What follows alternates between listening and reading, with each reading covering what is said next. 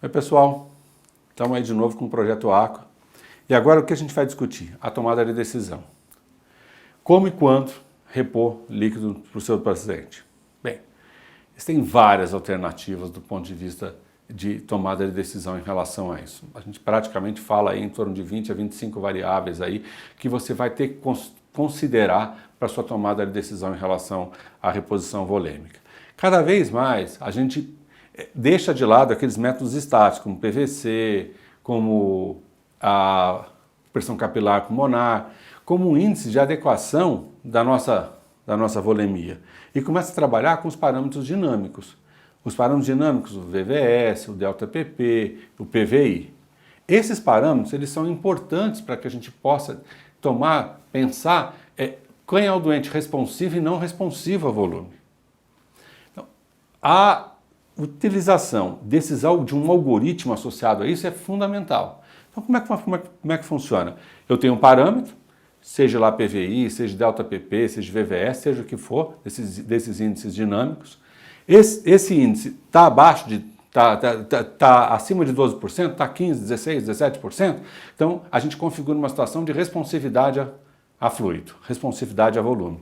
A questão é, o doente precisa? Aí eu decido, sim, precisa, porque ele fez um preparo intestinal de cólon, ele teve uma diurese de 1000 ml, ele perdeu 300, 400 ml de sangue, ou seja, eu tenho elementos que me dizem o seguinte, esse doente realmente ele está responsivo, mas ele precisa de volume. Se eu quiser referendar mais essa situação, o que eu posso fazer? Eu simulo uma condição em que é como se eu estivesse ofertando volume para o doente. Então, por exemplo, se eu levantar as pernas do meu paciente, quando eu faço isso, 30% a 40% da volemia aumenta. Se aquele índice que eu tinha antes de variação estava 17, 18, 20, e ele cai agora para 12, 11, 10, esta manobra de elevar as pernas foi positiva, ou seja, na hora que você trouxe mais volume para o compartimento central, ele estabilizou esse parâmetro.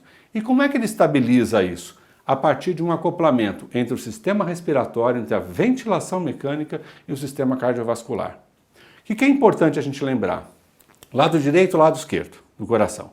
Lado direito, na hora que eu aumento o retorno venoso, na hora que eu elevo as pernas do meu paciente, estou fazendo ventilação com pressão positiva, eu aumento a pressão venosa central. Esse volume de sangue vai ter até um pouco mais de dificuldade de entrar no meu átrio. Mas, como eu fiz aquela posição, eu trouxe um monte de volume para o compartimento central. Em contrapartida, o que está acontecendo do lado esquerdo? O lado esquerdo agora está sendo ajudado agora pela ventilação mecânica. Por isso que esses índices dinâmicos, eles são muito interessantes quando o doente está em ventilação mecânica. 6, 7, 8 ml de volume corrente, 12, 14, 15 de frequência respiratória. Essa estabilidade ventilatória, ela faz o seguinte, na hora que eu tenho uma inspiração, é como se eu comprimisse o coração, é como se eu ajudasse o ventrículo esquerdo a ejetar um volume maior de sangue. Então, o lado esquerdo ele é favorecido nessas questões da ventilação.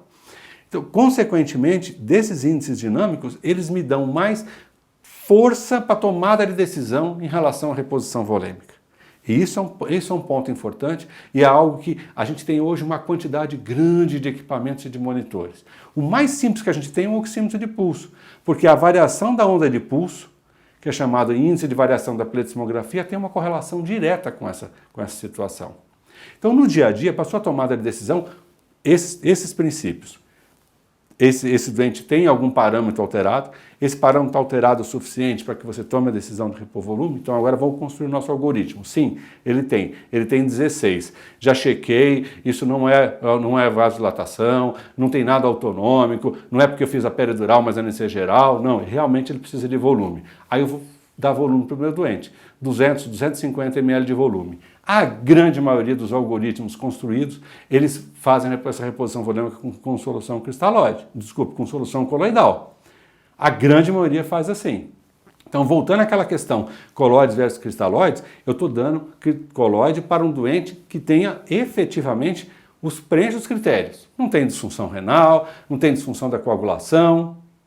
Esse doente, eu posso dar E repare, não é porque eu instalei um volume, uma bolsa que tem 500 ml, que eu tenho que administrar os 500 ml. Ele precisa de 200, 250? 200, 250, repus isso em 10 minutos no máximo, espero 15 minutos, estabilizou? Estabilizou. Por que eu vou fazer mais volume? Foi para um VVS, ou foi para um índice de um PVI em torno de 11, 12, 13, 14? Tá bom, calma. Vamos esperar mais um pouquinho se a gente for optar de fazer mais volume. Esse é um ponto importante. Muitas vezes o fato de ter instalado uma bolsa com essa, com 500 ml de uma solução coloidal, não significa que eu tenho que administrar os 500 ml. Se efetivamente meu doente precisar, eu faço.